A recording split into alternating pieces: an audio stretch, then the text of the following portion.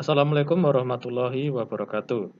Hari ini kita akan belajar bersama cara menggunakan software Design Expert dalam analisis faktorial.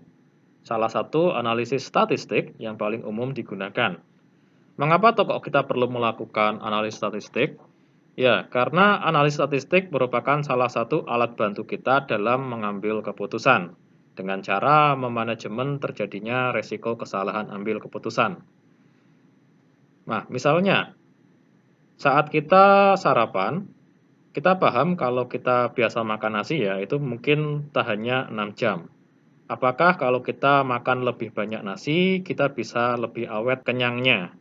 Nah, ini kita bisa jadikan salah satu contoh tentang prinsip utama statistik. Prinsip utama statistik adalah tentang anggapan awalnya. Kalau kita ingin mengubah suatu perlakuan dengan perlakuan yang baru, anggapan awalnya adalah perlakuan yang baru itu tidak membuat beda nyata dengan perlakuan yang sebelumnya. Jadi kalau kayak di hukum itu adalah praduga tidak bersalah ya. Jadi itu istilahnya adalah H0, hipotesis nol. Nah, kesalahan-kesalahan saat pengambilan keputusan ini bisa kita bandingkan dengan H0-nya ya, tipe-tipe kesalahannya. Misalnya, H0 benar artinya memang tidak ada beda nyata perlakuan dengan perlakuan yang awal. Jadi, seharusnya keputusan kita adalah tidak mengaplikasikan perlakuan yang baru. Nah, tapi kemudian kalau kita keputusannya adalah tetap melakukan perlakuan yang baru dengan tambahan tenaga, tambahan waktu juga, maka kita akan mengalami kesalahan tipe alfa, tipe 1. Nah, ini harusnya tidak perlu menambah nasi karena menambah nasi tidak akan menambah kita kenyang. Kita tetap menambah nasi ya. Jadi harusnya tidak melakukan apa-apa atau dalam artian makannya tetap satu piring, kita makan 2 piring. Efeknya adalah sama saja, kita kenyangnya tetap sama 6 jam. Kayak gitu.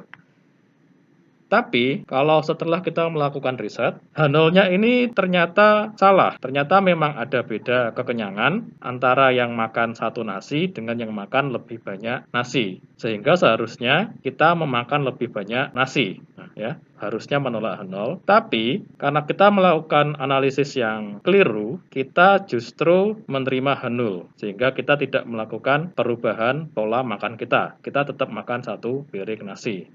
Nah, kesalahan ini disebut sebagai kesalahan tipe beta atau tipe 2. Ini disebabkan karena setting dari analisis kita itu gagal mendeteksi terjadinya perubahan ya, terjadinya perbedaan signifikan. Nah, untuk kesalahan tipe alfa, ini solusinya adalah kita harus menetapkan alfa risknya, resiko alfanya. Misalnya kalau kita yang sudah pernah mengambil statistik, itu ada alfa 1%, 5%, 10%, dan seterusnya. Nah, alfa risk itu sebenarnya apa tuh? Alfa risk ini adalah persen batas maksimal boleh salah deteksi. Ya, ini terkait dengan p-value atau probability salah deteksi. Jadi kita itu boleh salah deteksi sampai berapa persen, kayak gitu. Ini harus kita tetapkan, umumnya adalah 5%. Ini untuk mengantisipasi terjadinya kesalahan tipe alfa. Misalnya, jika p-value kurang dari 5%, ya, kita memutuskan alfa risk-nya 5%, maka probabilitas salah deteksinya adalah kecil, sehingga beda tersebut signifikan. Kita bisa menolak H0, sehingga kita bisa mengimplementasikan cara yang baru, memakan lebih banyak nasi. Sedangkan solusi untuk kesalahan tipe beta atau gagal deteksi, ini kita perkuat power ya, power dari rancangan percobaan kita. Jadi power itu nanti hubungannya sama rasio antara sinyal dengan noise. Nah, itu kita bisa memperkuat sinyalnya, atau memperkecil noise-nya, atau memperbanyak ulangan. Seperti itu. Baiklah, kita ambil contoh salah satu riset yang sudah pernah ada, yaitu pengujian fluoresen pada sel tikus. Nah, fluoresen ini, tinggi rendahnya ini menandakan adanya biomarker yang ada dalam sampel kita. Nah, biomarker adalah indikator fisiologi maupun kimia keberadaan suatu penyakit. Nah, jadi para peneliti ini ingin memaksimalkan pembacaan fluoresen pada sampel sel tikusnya. Ini merupakan contoh yang bagus sebagai tujuan, karena tujuan suatu riset itu harus jelas ya, apakah dia ingin memaksimalkan atau meminimalkan. Misalnya, memaksimalkan hasil proses kimia, meminimalkan waktu proses, meminimalkan biaya produksi. Jadi, mau dibawa kemana arah penelitian kita. Jadi, kita seakan-akan menancapkan bendera target. Seperti itu. Kemudian yang kedua ialah kita harus mengutarakan tujuan secara detailnya, secara terukur. Apa yang akan kita ukur ya. Di sini yang akan kita ukur jelas adalah nilai fluoresennya ya, dalam ukuran fluorescent unit. Oke. Misal di sini nanti para peneliti akan memakai 3 faktor. Masing-masing faktor ada 2 level. Pertama kita ketik new dulu. Ini nanti akan berpengaruh pada kekuatan dari desain eksperimen kita terkait dengan kesalahan beta ya. Tadi ada masing-masing 2 level dari 3 faktor. Kita pilih yang warna putih. Ini yang warna putih ini adalah yang faktorial penuh. Kita pilih yang faktorial penuh saja. Ya. Kemudian, ini saya pindah dulu. Nah, kemudian kita isikan faktor-faktornya. Saya tadi ada cell number. Terus ada stimulan, kemudian ada substrat concentration,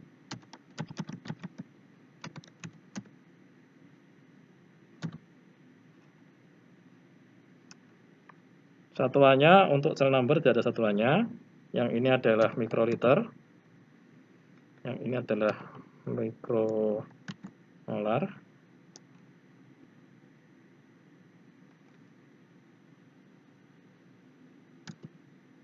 Nah, ini adalah levelnya ya, ada level bawah, level atas. Kita pakaikan 10.000 di sini.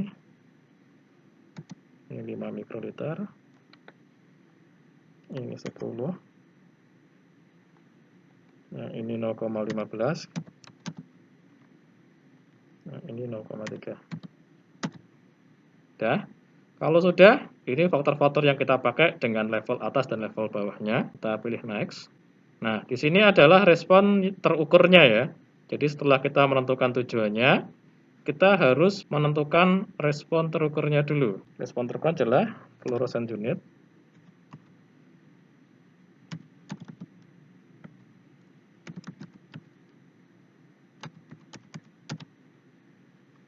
Nah, di sini terkait dengan power dari desain yang akan kita gunakan. Jadi power itu nanti secara otomatis akan dihitungkan dengan cara memasukkan sinyal dan noise-nya. Jadi sinyal dan noise ini ibarat analoginya seperti bola golf. Sinyal itu adalah ukuran terkecil dari perubahan yang ingin kita lihat. Jadi bolanya. Sedangkan noise-nya itu seperti rumput-rumput. Kalau bolanya gede, rumputnya kecil, itu kan lebih mudah kita lihat. Kemampuan untuk melihat terjadinya perubahan yang disebabkan oleh faktor utama dibandingkan dengan perubahan akibat noise. Noise ini terjadi secara alami ya di dalam proses.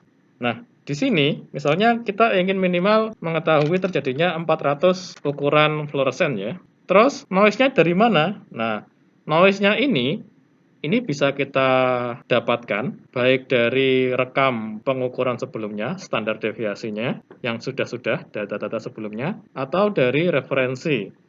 Misal kalau yang di sini, ini juga 400. Nah, jadi di sini delta per sigmanya ini adalah 1. Nah, ini nanti digunakan untuk mengukur power. Udah ya, kita next. Nah, di sini kita lihat, ini adalah desain powernya. Desain power dari rancangan percobaan yang kita gunakan. Nah, dengan sinyal 400, terus noise-nya 400, rasio segini, kita hanya punya kekuatan 19,5% saja. Jadi kenapa power itu dalam satuan persen? Karena power merupakan probabilitas desain ini dapat mendeteksi sinyal yang diinginkan dari noise yang ada ya. Jadi analoginya yang bola golf di antara rumputan tadi ya. Jadi kalau di sini nilainya adalah 19,5%, artinya kita hanya punya kesempatan 19,5% atau 20% lah ya, bisa menemukan perubahan respon. Jadi 80%-nya kita gagal menemukan respon, gagal deteksi atau kesalahan beta yang tadi ya. Seperti yang tadi kita singgung, bagaimana cara meningkatkan power, yaitu dengan cara meningkatkan sinyal, yang delta ini ya, yang delta sinyal ini. Nah, apakah benar ukuran 400 unit itu memang benar-benar dibutuhkan? Kalau di sini memang, ya, memang dibutuhkan. Terus kemudian cara berikutnya adalah mengurangi noise atau sigma ini. Nah, ini caranya adalah dengan cara melakukan blocking atau lebih banyak pengukuran dalam satu running, kemudian dirata-rata. Atau yang paling umum dipakai adalah menambahkan runningnya, menambahkan ulangan, mereplikasi. Misalnya, yang tadi itu ada 8 kali ulangan, kita ubah menjadi 16 dan seterusnya. Nah, ini itu idealnya lebih dari 80%. Ya, jadi powernya itu ideal dari suatu design of experiment itu 80%. Kalau kurang dari itu, ya kita balik lagi aja. Kita balik sampai di sini.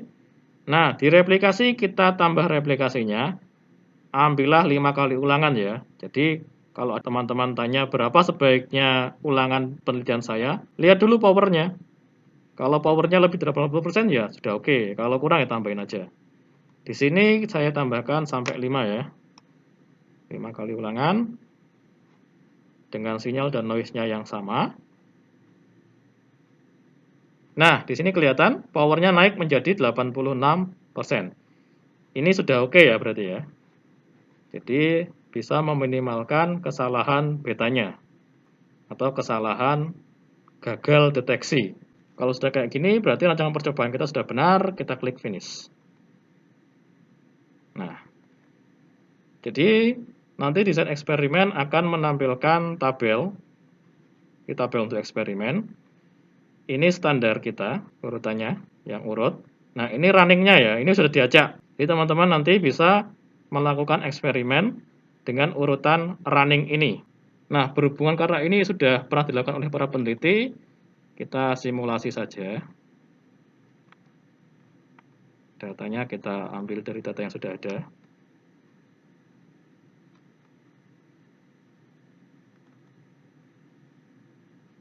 Nah, ini kalau teman-teman ambil penelitian, ya nanti teman-teman lakukan penelitian sebanyak 40 ya. Ini pura-puranya sudah teman-teman lakukan eksperimen, hasil terukurnya adalah seperti ini. Nah, tinggal kita analisis saja. Oke, sesuai dengan judul video ini, kita akan melakukan analisis faktorial ya. Jadi, untuk melakukan analisis faktorial ada 4 tahapan utama. Yang pertama adalah memilih efek yang akan kita gunakan sebagai model kita. Jadi tadi itu ada berapa efek? Ada 3 efek. Efek utama, ada 3 faktor, beserta interaksinya. Kemudian yang kedua adalah menginterpretasi atau mengartikan ANOVA-nya.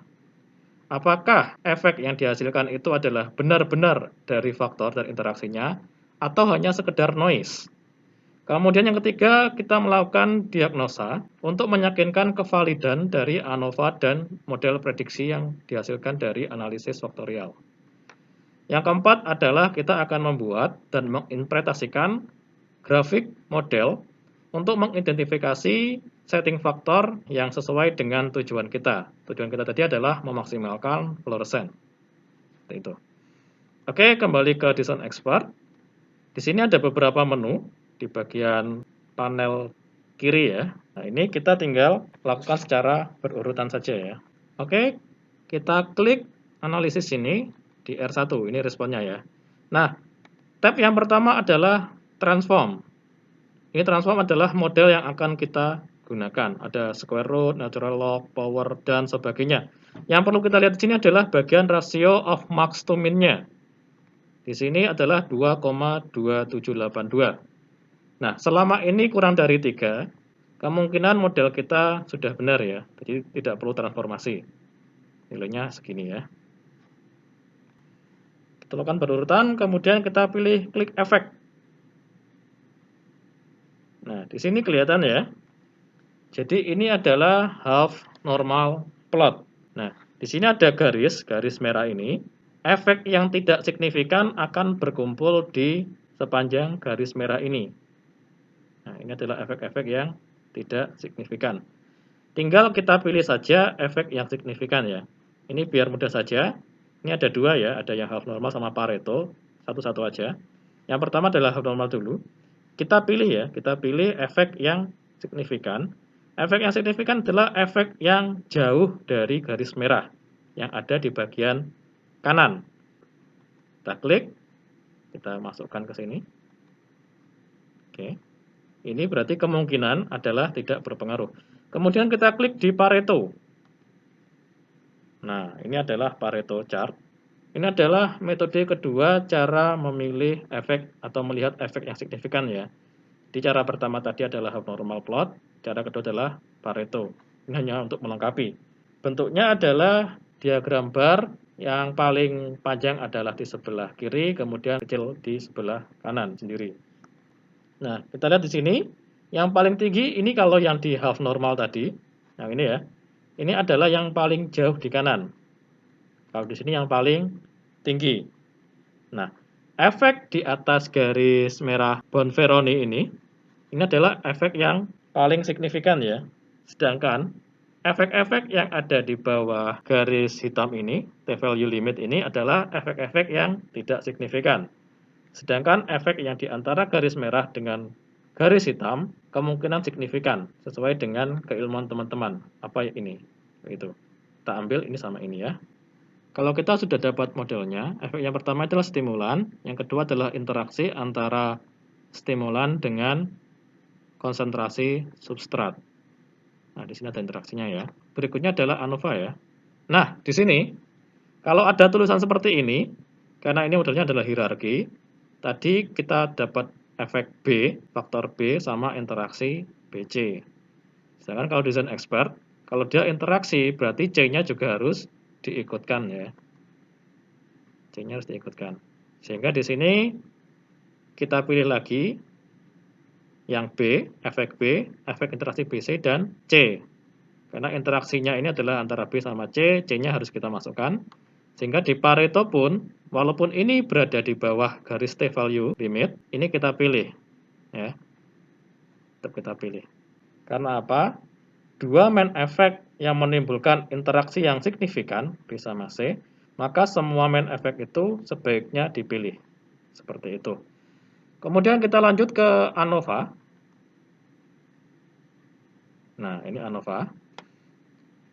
ANOVA atau Analysis of Variance. Jadi, fungsi dari ANOVA ini adalah membandingkan variasi yang terjadi akibat efek dengan variasi yang terjadi akibat noise. Sehingga tujuan dari dilakukannya analisis ANOVA adalah untuk melihat apakah efek yang kita temukan itu benar-benar signifikan atau tidak. Nah, ini ada beberapa ya, agar kita lebih gampang untuk melihatnya. Kita klik satu-satu aja. Untuk yang tabel ini kita lihat yang di p-value-nya ya. Lihat p-value-nya. Untuk modelnya ini P-nya kurang dari 5%. Nah, ini di sini adalah terkait tentang kesalahan tipe pertama tadi ya. Jadi kesalahan tipe pertama terjadi kalau dia salah alarm. Bisa kita atasi dengan memasukkan nilai alvarisnya. Batas maksimal dia boleh salah. Nah, di sini P-nya itu ternyata adalah 0,0001, kurang dari 5%. Jadi modelnya ini signifikan ya. Modelnya bisa dipercaya. Sedangkan untuk yang komponennya, terlihat B dan BC ini signifikan, yang C ini tidak signifikan karena tadi berada di bawah garis T-value limit Pareto. Nah, kemudian lagi yang di sini adalah lack of fit. Jadi lack of fit ini adalah membandingkan variasi titik tengah terhadap variasi antara titik faktorial dengan nilai prediksinya.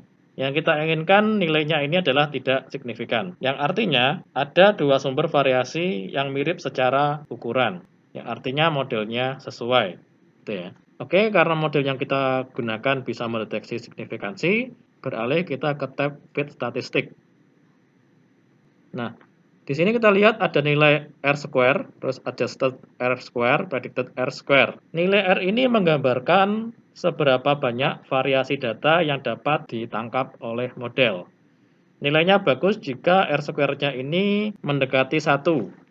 Jadi R-square-nya ini kalau dia mendekati 1, itu artinya semakin banyak variasi yang bisa dijelaskan oleh model. Kalaupun tidak apa-apa. Terus parameter yang kedua itu adalah selisih antara adjuster R square dengan predicted R square. Ini nilainya ini kurangi ini itu kurang dari 0,2. Gitu ya. Jadi nilainya ini harus kurang dari 0,2. Artinya modelnya bagus. Jika lebih dari itu, maka ada komponen dari model yang tidak signifikan. Di sini kan nilainya berapa? 0,08. Kemudian kita lanjut ke code equation.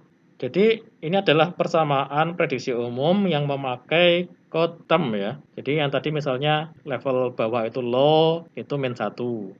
Yang level atas tadi, yang high, itu plus 1. Dimodelkan seperti itu, maka modelnya adalah seperti ini. Jadi setelah kita dapat p-value tadi itu signifikan, terus selisih antara R square adjusted dengan predicted juga kurang dari 0,2, maka modelnya itu bagus secara ANOVA. Nah, tapi, ada tapinya, tapi bagaimana kita bisa tahu kalau analisis ANOVA ini valid? Jadi walaupun sudah dapat modelnya, kita harus melakukan validasi dari ANOVA-nya.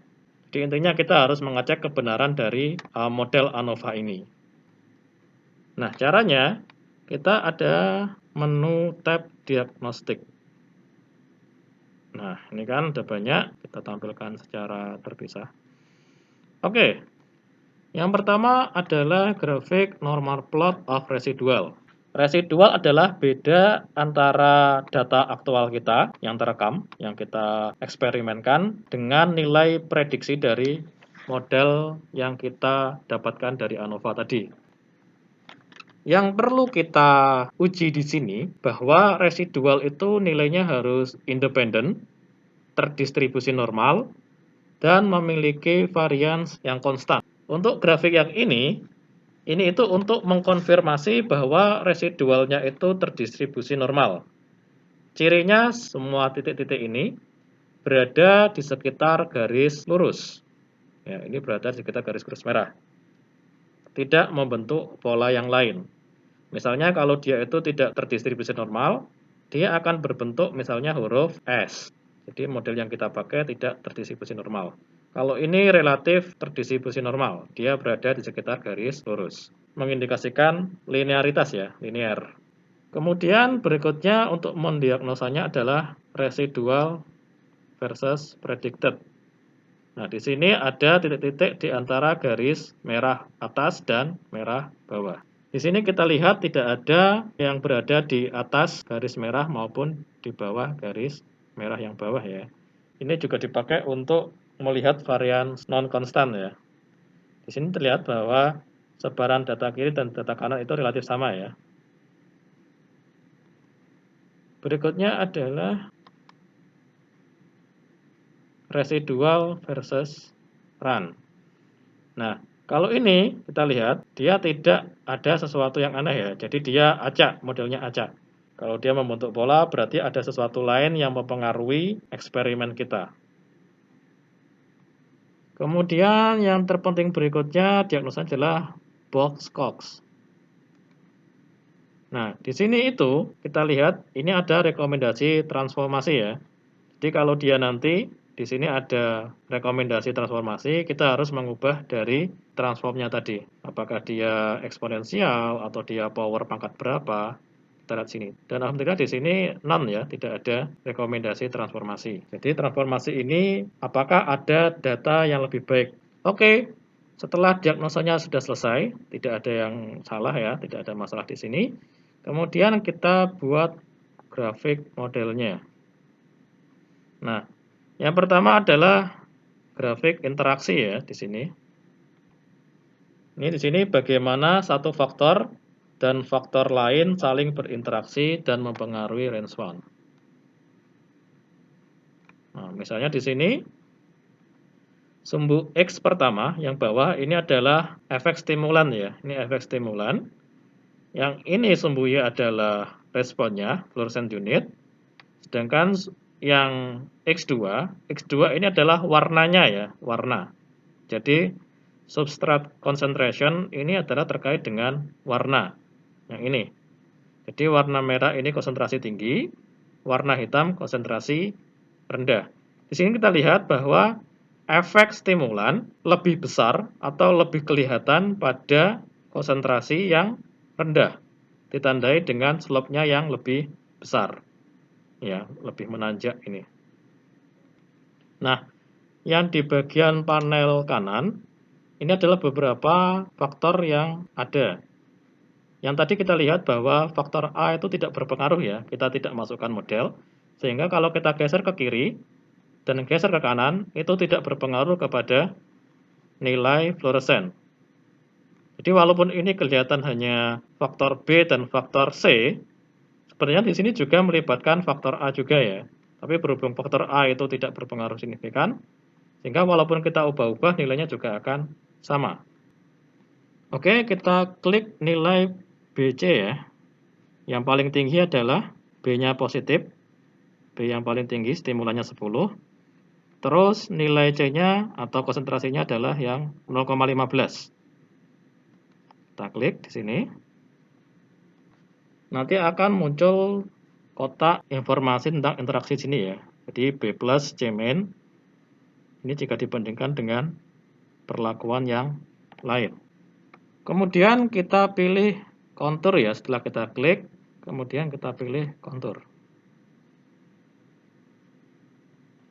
Nah, di kontur ini adalah pemetaan dari nilai responnya ya. Nilai respon dari fluorescent unit akibat perubahan substrat concentration dan stimulannya. Di sini warnanya dari biru sampai merah ini sudah diganti ya. Di sini biru yang paling rendah, merah yang paling tinggi. Kalau kayak gini, kita karena ingin memaksimalkan, kita klik yang bagian paling merah ya, atau kuning di sini ya. Kita klik di sini, klik kanan, terus kasih add flag. Udah. Kalau sudah, kemudian kita pilih yang 3D surface. Nah, ini adalah gambaran 3 dimensinya ya. Kita lihat, ini bisa teman-teman putar juga.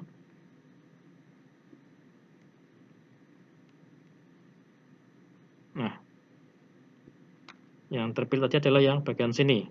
Jadi yang stimulannya 10, yang konsentrasinya 0,15. Di bagian sini ya, yang warnanya lebih ke kuning-kuningan.